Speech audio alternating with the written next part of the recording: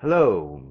So for those of you who are interested to see what the Primeline door blocker or door stop looks like when it's fully installed, here it is in all its glory.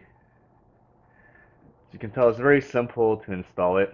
It's just two Phillips screws here, and you can use power screwdriver or even do it by hand because usually just screwing into this door frame or door jamb here, which isn't too hard to screw into. So once you have it nice and secure, I'll show you how it works. Um, Actually, let me tell you about what this is for. This is actually to make it more secure. Basically, if you wanted, a double safety mechanism here, on top of if you have a lockdown here and you want some extra safety, you can install this as a double safety.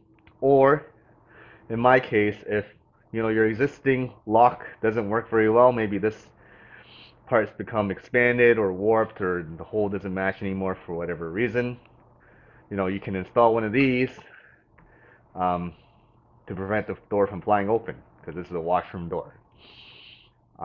So I'll show you how it works. You just close the door over it, and all you do to lock your door using this door stopper is you flip it over. So I find it good because it requires some force to do it. I haven't had it flip over by itself by any chance. That would be bad. So you just flip it over, and if anybody tries to access from outside, they cannot, right? Now, I'm pulling with a good amount of force here. I don't want to really try on it, but I'm guessing it would, it does its job, right? I mean, of locking your door, probably the same as how this lock would serve its purpose. So I think it works well. In order to unlock, you need to, as you can see, lift to open. So you lift it up and you flip it over, and there you go. It's pretty straightforward. It doesn't let you, just kind of flip it open like this way because, of course, then it makes it more secure. So, like, if you bounce it around, put some force there, it's not going to open by itself. So you lift it and you flip it open just like that.